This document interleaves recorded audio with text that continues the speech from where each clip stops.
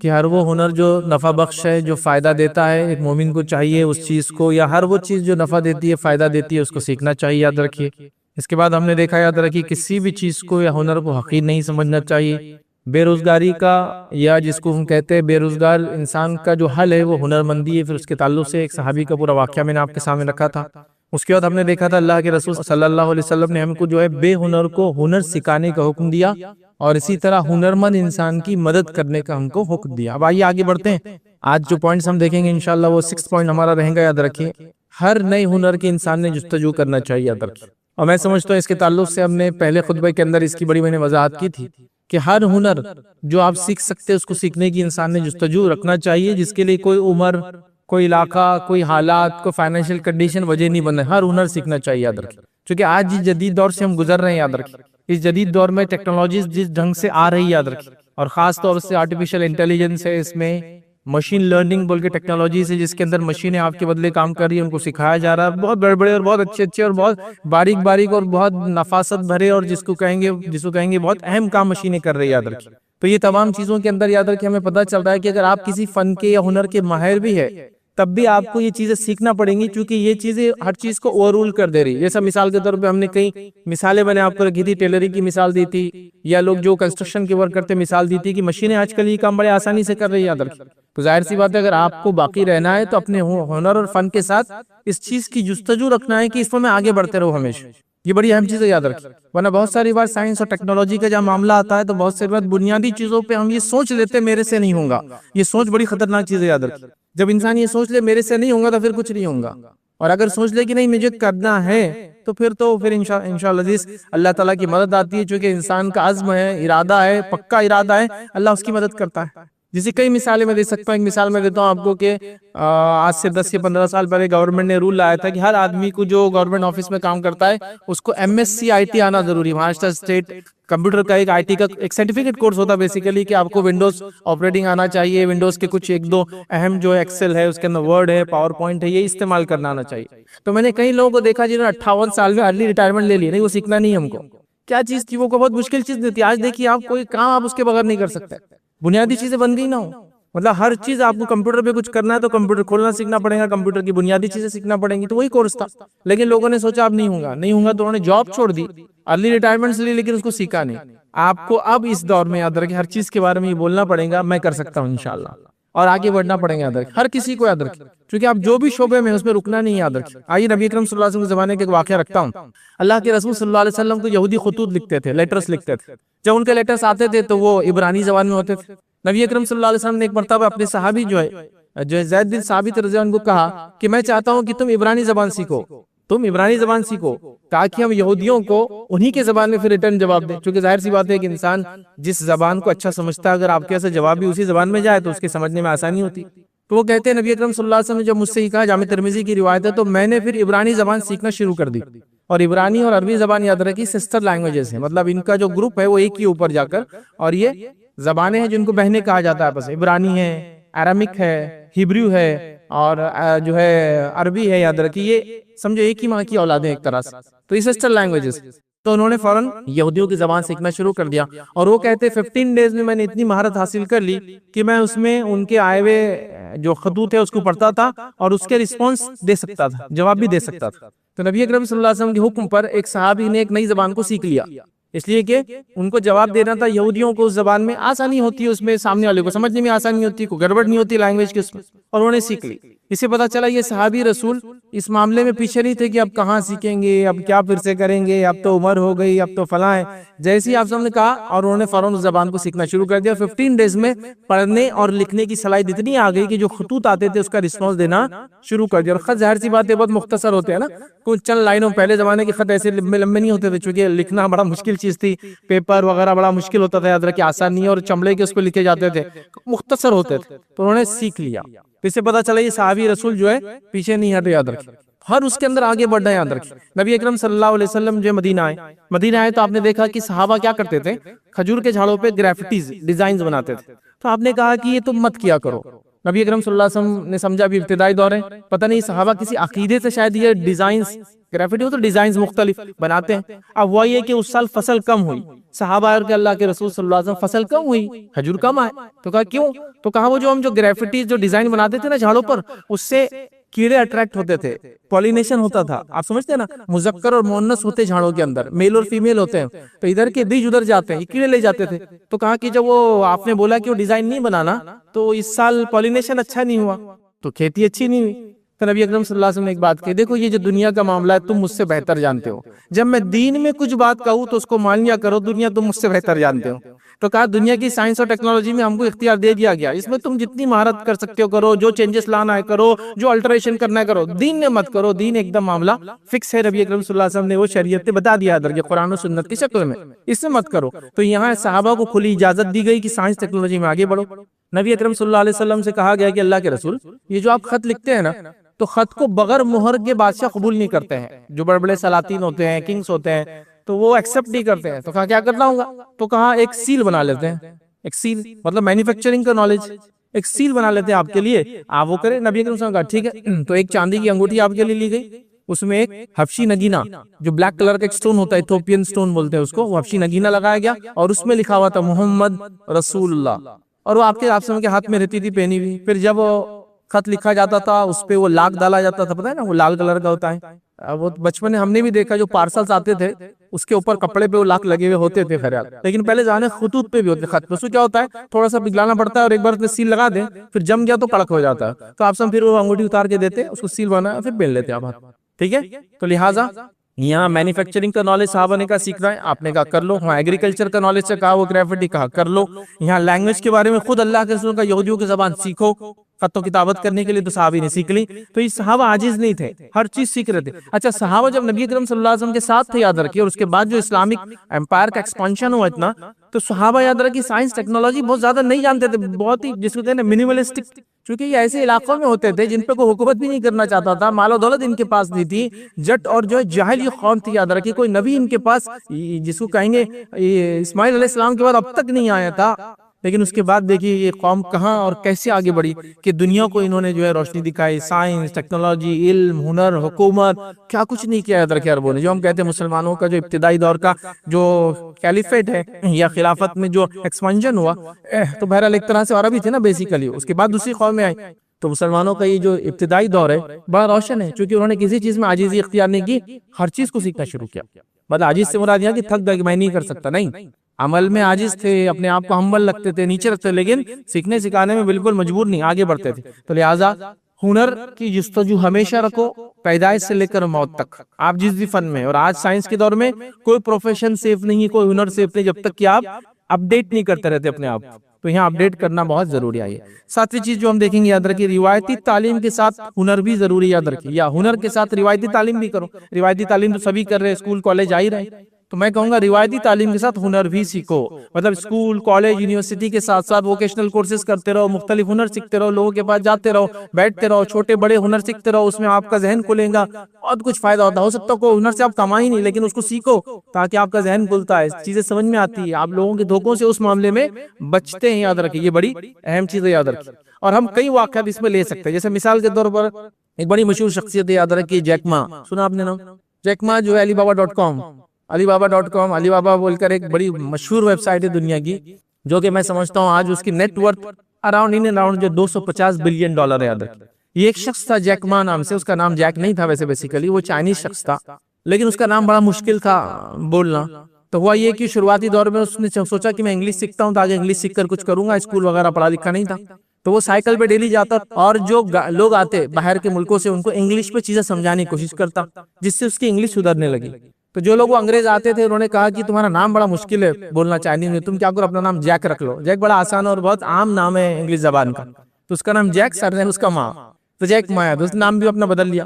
उसके बाद उसने कई जगह एप्लीकेशन दी जॉब के लिए, उसको जॉब नहीं मिली, कई जगह पढ़ाई के लिए एप्लीकेशन दी, उसको कोई काम नहीं मिला। उसने फिर अपने 17-18 दोस्तों को लेकर कहा कि अब अपना बिजनेस चालू कर दें, और alibaba.com बोल के बिजनेस चालू किया। आज वो इस लेवल का बिजनेस है, याद रखिए, कि 1 से लेकर तो लाख तादाद में भी अगर आपको कोई चीज चाहिए, यूनिट 1 यूनिट या लाख यूनिट भी, तो आप उस पर ऑर्डर कर सकते हैं, वो आपको घर तक आपके पहुंचा देते हैं। हालांकि वो ब्रांड चाइना में, लेकिन इंडिया तक उसका पार्सल आपको आ जाता है। उसके जितने भी टैक्सेस है, कस्टम ड्यूटीज मिलाकर आप कोई भी चीज खरीद सकते हैं। तो ये उसने बिजनेस चालू किया। याद रखिए, तो ये आदमी याद रखिए बेसिकली दुनियावी एतबार से स्कूल कॉलेज नहीं गया था, या उसकी हालात नहीं थे बोलिए, या तालीम उतनी आम नहीं होंगी, या उसके पास पैसे नहीं थे। वजूहात क्या है उसकी जिंदगी की, मैंने पूरी नहीं पढ़ा, लेकिन वो नहीं कर पाया, या फिर होशियार नहीं होगा, चल ये भी मान लेते हैं। लेकिन तिजारत में उसका जहन था, ग्रुप बनाया, काम शुरू किया। आज इतना बड़ा काम है, इसकी खुद की नेटवर्थ जो है बताया जाता है 40 से 50 बिलियन डॉलर जाती। उसकी कंपनी की बहुत बड़ी है 250, लेकिन उसकी खुद की जाती, और वो चाइना के अंदर 50 सबसे मालदार इंसानों में से एक है। याद रखिए, तो अंदाजा लगाइए। तो ये आदमी ने क्या किया, इसके कोई डिग्री नहीं थी, इसके हुनर के जरिए उसने आज देखिए एक एम्पायर खड़ा कर दिया।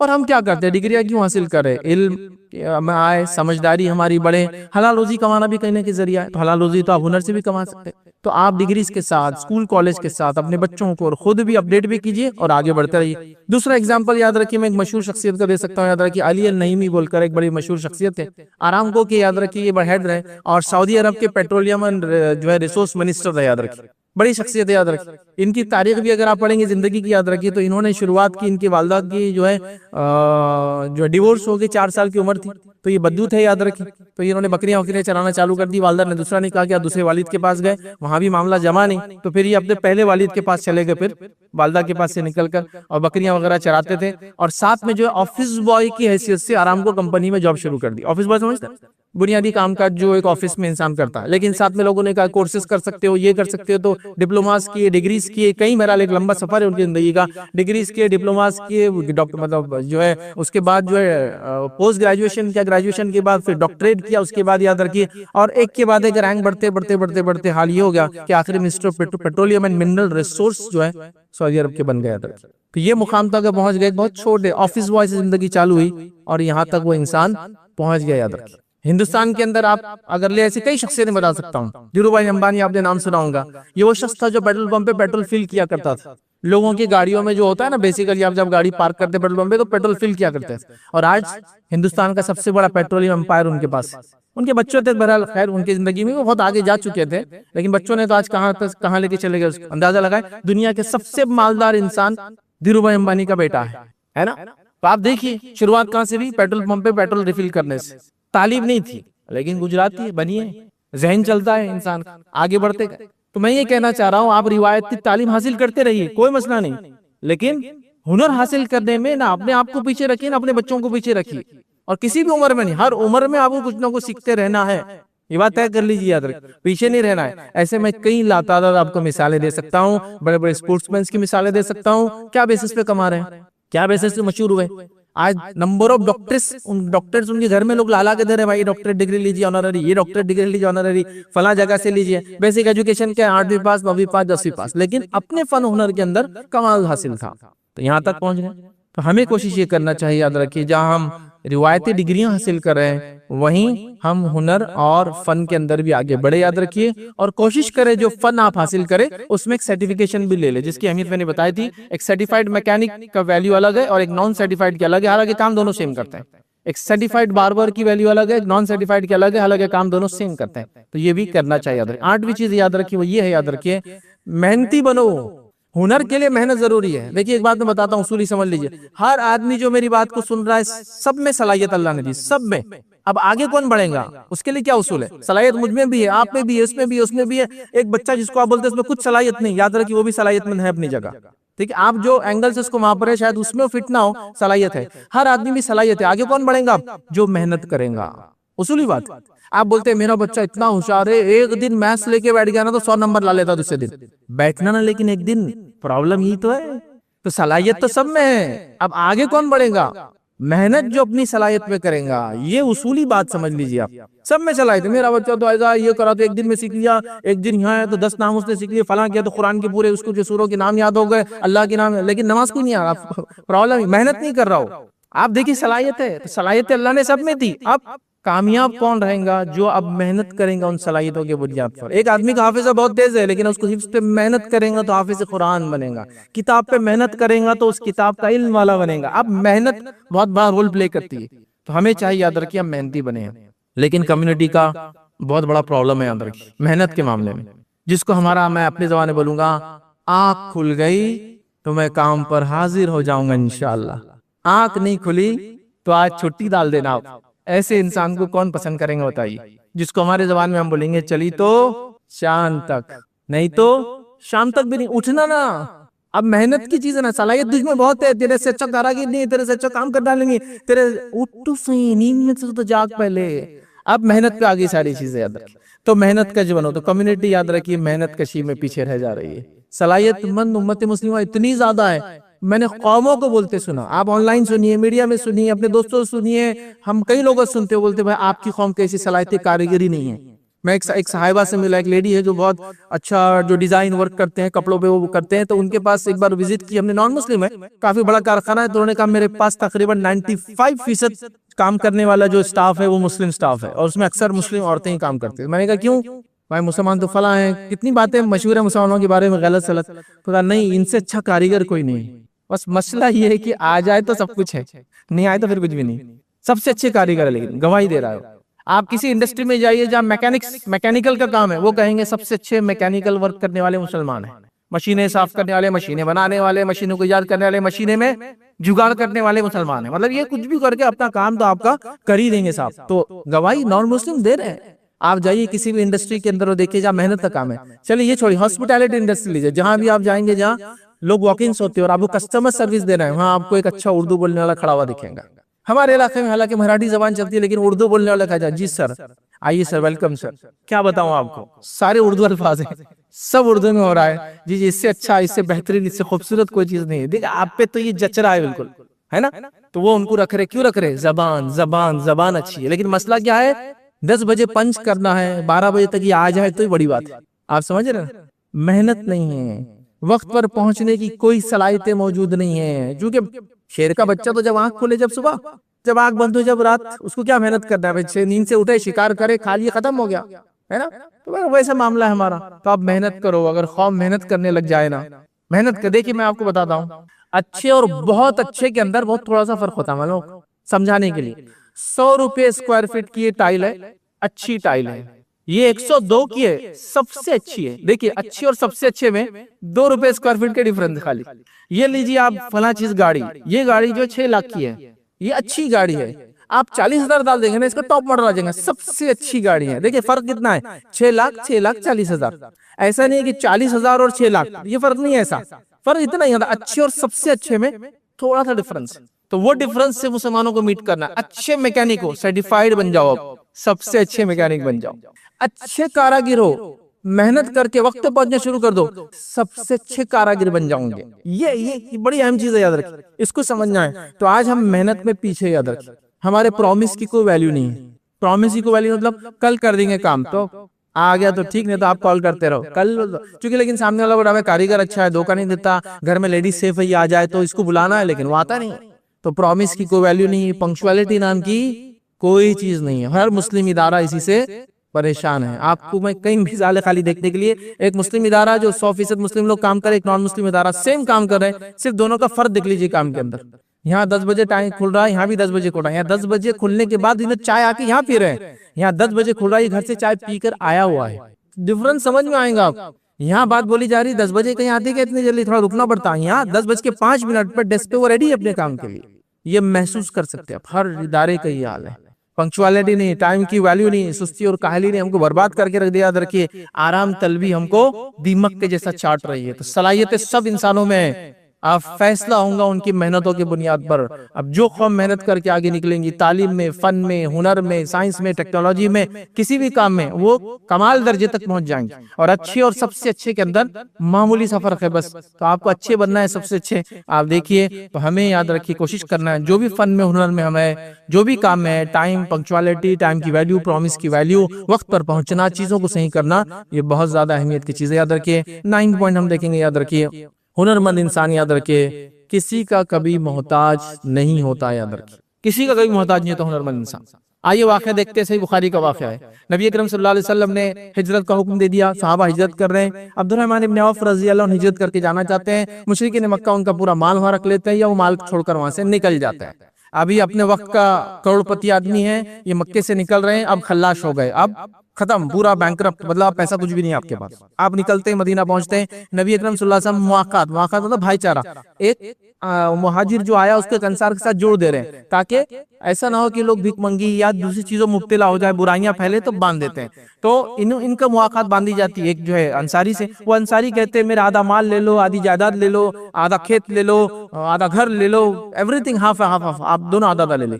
ये क्या कहते हैं मानो को, ये आपके पास रखिए, अल्लाह बरकत दे आपके इस चीज में, मुझे बाजार का रास्ता बता दो, मुझे बाजार का रास्ता बता दो। हुनरमंद आदमी कभी भूखा नहीं रहता, कभी जो है परेशान हाल नहीं रहता, कभी मोहताज नहीं रहता। दूसरे दिन ही सुबह उठे, रात में पहुंचे, समझो सुबह उठे, बाजार चले गए, और आप वापस आते हैं तो अपना खाना साथ लेकर आते हैं। और रिवायत में आता है कि अपना पनीर और घी, अरब याद रखिए, पनीर घी ये इनकी फूड थी, घी में पनीर डुबा के खाना, खजूर के साथ दूध पीना, कंप्लीट ग़िज़ा है उनकी। ये हमारे जैसा कॉम्प्लिकेशन नहीं था, रोटी सालन और ये वो नहीं था, सिंप्लिसिटी थी लाइफ में, पैसा नहीं था अवेलेबल, फूड कम होता था, पैसा है भी तो हो गया, खाने का इंतजाम हो गया। तो एक इंसान जो हुनरमंद है वो कभी मोहताज नहीं रहता, हाथ नहीं फैलाता किसी के सामने। अब्दुर्रहमान इब्न औफ जैसी शख्सियत हाथ नहीं फैला सकती किसी के सामने, कमाने वाले इंसान थे, अकल है, सलाहियत है। मदीने के बाजार चले गए, यहूदियों का बाजार था बनु कैनुका का, वहां गए, ने खाने का इंतजाम करके आ गए, और फिर क्या था, अल्लाह ने क्या माल दौलत दी। ये खुद फरमाते हैं कि रिवायत के अंदर कि मैं जिस पत्थर को हाथ लगा देता वो बिजनेस, वो काम भी चल जाता।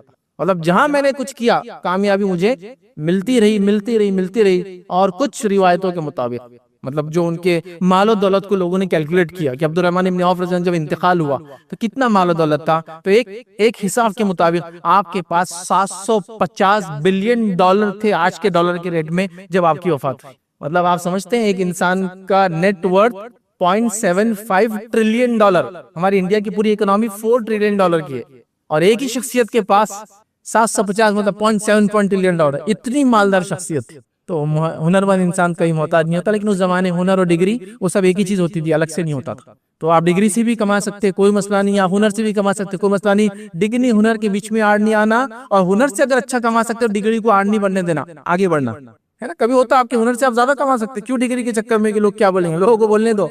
हलाल रोजी के अंदर बढ़ते रहो, ज़कात सदक़ात निकालते रहो, लोगों की मदद करते रहो, अपने फैमिली पे खर्च करो, खुश रहो, दुनिया आखिरत दोनों बनो मालो दौलत के जरिए, ठीक है।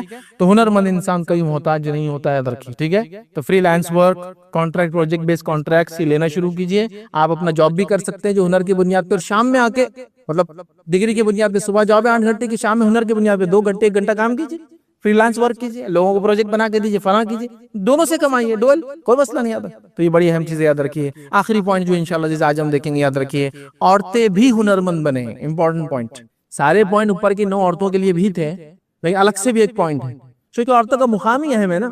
इसलिए अहम है कि औरतें ही बच्चों को इन्फ्लुएंस करती है। भाई मेरे बच्चे हैं और मेरे से ज्यादा मेरी बीवी की इन्फ्लुएंस में रहते हैं, नेचुरल है ना।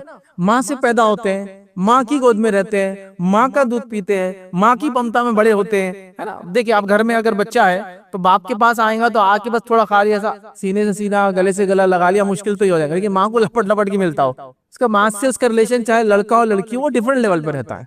अब माँ ही हुनरमंद है तो नस्लें खुद ब खुद बाय डिफॉल्ट हुनरमंद निकलती, चाहे हस्बैंड उसका हुनरमंद हो या ना हो।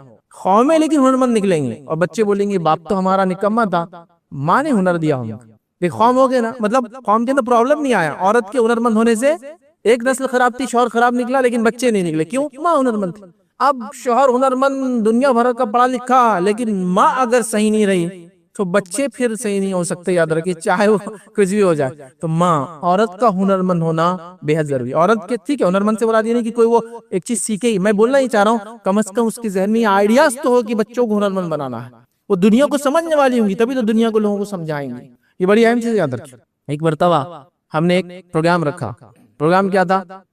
अजान और इकामत का फिक्र, मतलब अजान इकामत के अंदर क्या मसाइल वगैरह हुआ है, तो औरतों को भी इसके अंदर हमने वो क्या, औरतें भी इनरोल कर सकती। तो लोगों ने कहा आप पागल हो गए, औरत ना अजान दे सकती ना इकामत दे सकती, तो इसको क्या इनरोल करे, लेकिन उसके बच्चों को तरबियत तो दे सकती ना सीख कर, वो तो क्या वो भी ना सीखे? आप देखिए बुनियादी चीज है ना, बच्चों को सिखाएंगे। हैज़ और निफास के मसाइल मुझे आते हैं कि मैं मर्द हूँ, लेकिन मैंने वो सब सीखा है, क्योंकि वो मसाइल मैं लोगों को बताता हूँ फिर कैसे मसला है। तो जरूरी नहीं कि एक मसला मेरे साथ नहीं होता है तो मैं सीखूंगा नहीं उसको, समझे आप?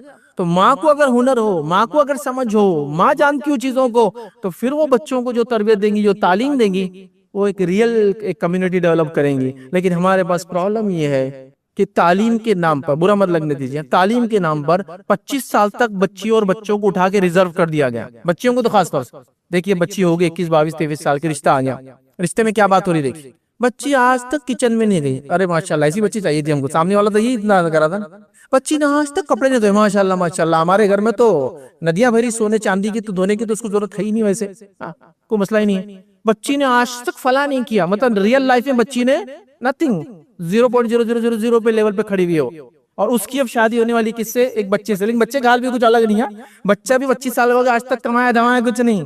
बाप ने उसको सिर्फ पढ़ाया, ग्रेजुएशन, पोस्ट ग्रेजुएशन, 23 साल तो उम्र निकल जाती है, इसके अंदर हुनर नहीं है कुछ भी। आज तक रियल लाइफ में क्या चलता नहीं है। अब दो इंसान जिन्होंने रियल लाइफ देखी नहीं, मिलने के बाद आप बोले तलाक है कि मेरी 2-2 महीने में हो रही है। ये लोग दुनिया देखे भी नहीं ना। हुनरमंद इंसान जब दुनिया को देखता है ना, तो उसकी सलाहियत नेक्स्ट लेवल बढ़ जाती है।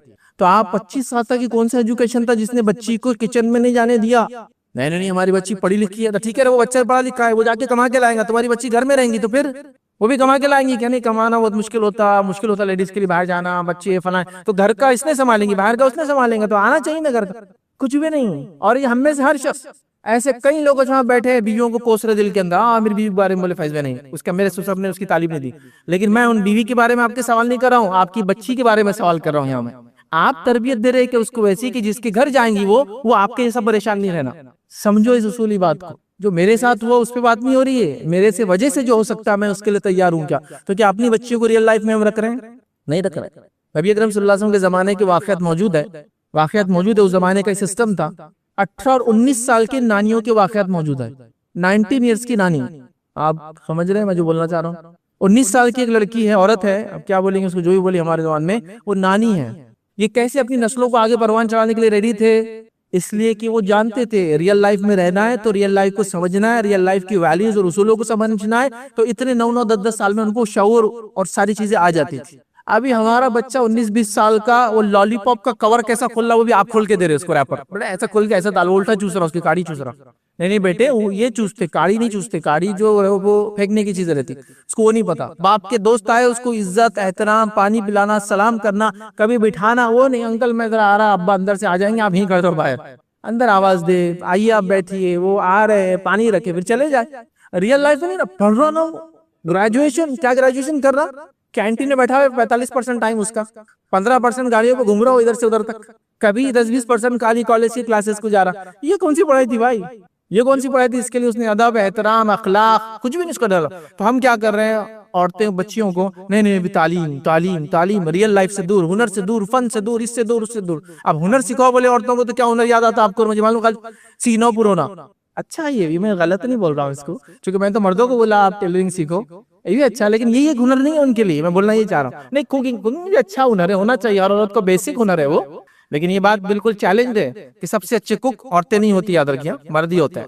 सबसे बड़े कुक दुनिया के मर्द ही होते हैं, और ज्यादा खाना मर्द ही बना सकते हैं। औरतें का लिमिट 20-25 तक है बस, इसके बाद मर्दों की लिमिट शुरू होती है 20-25 से, तो 2500, 2000, 25,000 का बोली, तो वो एक अलग ही चीज है। अल्लाह ने सबको मतलब जिसके शेर पे सवा शेर रखा हुआ है, वो एक अलग बात है। लेकिन खाना बना ठीक अच्छी बात है, लेकिन और भी चीजें सीख सकती है। हमारी माँ नबी अकरम सल्लल्लाहु अलैहि वसल्लम की पहली बीवी खदीजा रज़ियल्लाहु अन्हा क्या करती थी? तारीख में लोगों ने लिखा है ऐसा कोई घराना नहीं था जो मक्का का जिसका इन्वेस्टमेंट खदीजा के पास नहीं था। इतना बड़ा बिजनेस था कि हर घर से इन्वेस्टमेंट लिया हुआ था। आप इन्वेस्टमेंट लेती, जिसका जितना इन्वेस्टमेंट है उसको उतना परसेंटेज में रिटर्न देती। हर मक्के के घर ने इन्वेस्ट किया हुआ था आपके बिजनेस। छोटा मोटा बिजनेस नहीं है, छोटा मोटा नहीं। गली के अंदर अचार नहीं बेच रही थी आप, आपका इंटरनेशनल ट्रेड था जो तकरीबन 7 से 8 मुल्कों में चलता था। और इतना बड़ा ट्रेड था कि नबी अकरम सल्लल्लाहु अलैहि वसल्लम ने भी जो पहले तिजारती काफिला ले गए, इन्हीं का ले गए। पहले चचा के साथ जाते रहे अपने आप, लेकिन जब पर्सनली डेवलप हुआ और कहा मैं ले जाऊंगा, इनका काफिला ले गए बिजनेस का, सामान को फरोख्त किया। इन्होंने अपने गुलाम को साथ भेजा था, कहा इस शख्स के बारे में बड़ा सुना है, ये है वो है, देखो कैसा है, क्या क्या होता है। और फिर उसने सीरत में आप पढ़िए, उसने आगे बताया अल्लाह के रसूल की अमानतदारी कैसी थी, दियानतदारी कैसी थी, आराम कैसे करते थे, फला कैसे होता था, ये वाकया कैसे हुआ, वो वाकया कैसे हुआ। उसने मुख्तलिफ ऐसी चीजें देखी जो देखकर वो हैरत अंगेज हो गया और कहा कि इन पे कुछ स्पेशल पर्सन नहीं। चुकरो नहीं देखा अल्लाह के रसूल जब चलते तो बादल साया कर देते आप पे कभी आकर, तो कहा ये स्पेशल पर्सन है यार, बादल साया करता आम इलाका। तो वो समझ गए थे पहले से अदर केस, मतलब इशारे हो रहे थे अतराफ में कि आप नबी बनने वाले। तो अभी आपने बिजनेस किया, किसका बिजनेस किया? अपने बीवी का बिजनेस किया, उससे आप पार्टनर बने। आप ले जाते थे, जो प्रॉफिट तय होता था प्रॉफिट आप उसमें से ले लिया करते थे। फिर नबी अकरम सल्लल्लाहु अलैहि वसल्लम नबी बने, नबी बनने के बाद भी आपने इनका बिजनेस किया। एक शौहर ने अपने बीवी का बिजनेस किया, नबी अकरम सल्लल्लाहु अलैहि वसल्लम वो शौहर है और आपकी बीवी हमारी माँ उसकी ओनर है। समझ रहे हो कुछ बात को? हमारे सोसाइटी में जो मेल डोमिनेटेड सोसाइटी है उसमें सोच भी सकते आप शौहर और बीवी की दुकान में काम कर रहा, बीवी की दुकान भी अपने नाम पे करेंगे वो झगड़ा करके, क्योंकि मैं मर्द हूं ना, मर्द औरत के पास थोड़ी काम कर सकता हूँ। शरीयत में नहीं है, लेकिन शरीयत में जिसकी जो मिल्कियत है उसकी रहती हो। तो नबी अकरम सल्लल्लाहु अलैहि वसल्लम ने मिल्कियत नहीं ले ली कि अब इस्लाम आ गया मिल्कियत तुम्हारी मेरी होगी, नहीं। उन्होंने बाद में हदियतन कहा कि सब अल्लाह के लिए वक्फ, जो करना है करिए। अल्लाह के रसूल ने उस तिजारत को दूसरों को दिया करने के लिए, आप भी वक्फ हो गए और जो उसकी इनकम आती थी उससे आप फायदा उठाते थे। इसी तरह हमारी दूसरी माँ सौदा रज़ी अल्लाह अन्हा, नबी अकरम सल्लल्लाहु अलैहि वसल्लम के निकाह इनसे तीसरे नंबर पे हुआ, लेकिन घर में आने के एतबार से दूसरे नंबर पे थे। अल्लाह के रसूल का दूसरा निकाह माँ आयशा से हुआ, लेकिन आप आने के एतबार से तीसरे नंबर पे, चूंकि विदायगी आपकी बाद में हुई, तो इनसे निकाह तीसरे नंबर पे, लेकिन इनके घर में पहले आ गई है। तो ये क्या करती थी? ये दब्बागत करती थी। दब्बागत मतलब टैनरिंग, सॉरी, जो लेदर वगैरह होता है जानवरों का, जो निकलती है स्किन निकलती है, उसको साफ करना और उससे चीजें बनाना, और उसको भी फरोख्त करती थी बाजार में। ये तो नबूवत के बाद हुआ, ये तो नबूवत के बाद निकाह हुआ, और अल्लाह के रसूल नहीं रोका। सहाबा आते थे, इन्हें जो कुछ बनाते देते थे, सहाबा ले आके फरोख्त करते थे, लाते थे और उसका पैसा दे देते थे। तो हमारी दूसरी माँ की मिसाल मैंने दे दिया। इसी तरह जो अस्मा बिन्त अबी बकर के ताल्लुक से आता, अपने शौहर का खेत संभालती थी, जानवरों को संभालती थी, चीजों को लगाती थी, लाती थी, तो ये हो गई काश्तकार खातून। कई औरतों के ताल्लुक से आता है बहुत अच्छी शायरा थी, कई औरतों के ताल्लुक से आता बहुत अच्छा लिखती और पढ़ती थी, याद तो लिखा जाने लगा, फला होता था, ये होता था। औरतों ने कमाल किया, याद रखिए, मेरा इस पे पूरा लेक्चर है कि नबी अकरम सल्लल्लाहु अलैहि वसल्लम के जमाने में औरतों ने क्या किया। जो एक टॉपिक है, याद रखिए, इस्लाम में औरतों की हो, उसके अंदर मैंने 17 प्रोफेशंस गिनवाए जो नबी अकरम सल्लल्लाहु अलैहि वसल्लम के सामने आपने देखा औरतों करते और खामोशी इख्तियार किया। सर्जरी करती थी, सर्जरी बच्चों की खतना करती थी। इसके अलावा जो है जंग वगैरह के अंदर उंगलियां कट जाती थी, नाकें कट जाती थी, तो उंगलियां और नाकें वो करती थी।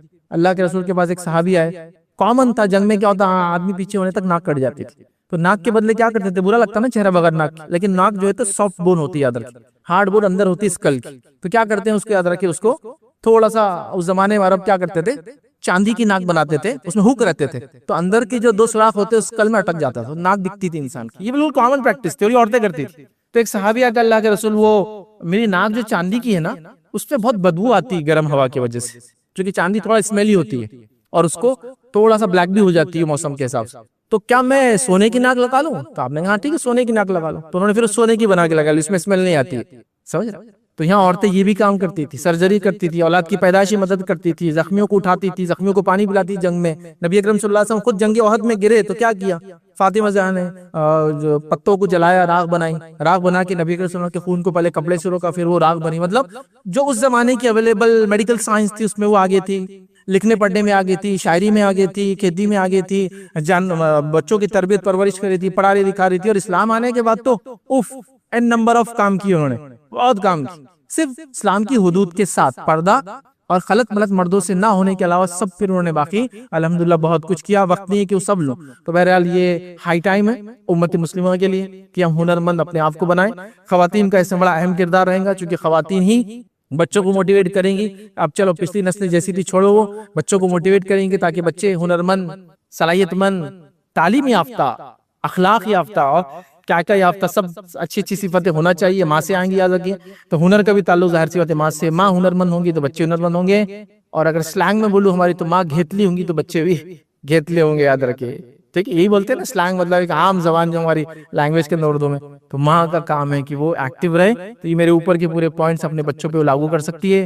पिछला जो हुआ सो हुआ, अगली नस्लों को इंशाअल्लाह अजीज वो हुनरमंद बना के परवान चढ़ा सकती है, जिसके बुनियाद पे इंशाअल्लाह अल्लाह ताला दुनिया में हलाल रोजी देगा, इज्जत और मुकाम कौम को हासिल होगा इंशाअल्लाह। और कौम याद रखिए वही मानी जाती है, उसी को इज्जत दी जाती है जो कौम जरूरतमंद होती है। जो कौम जरूरतमंद नहीं होती लोगों के लिए, उसको कोई इज्जत और मुकाम नहीं देता है। तो जब तक मुसलमान जरूरतमंद थे इस दुनिया के अंदर, वो कुछ देने वाली कौम थे, लोग उनकी जरूरत को समझते थे, उनको सर आंखों पर उठा के रखा। जब हमने वो देना छोड़ दिया तो लोगों ने कहा इनकी जरूरत अब हमको नहीं रही। तो इस अगर बात को, इस जुमले को बदलना है तो कौम को कुछ कर कर दिखाना होगा, याद रखिए।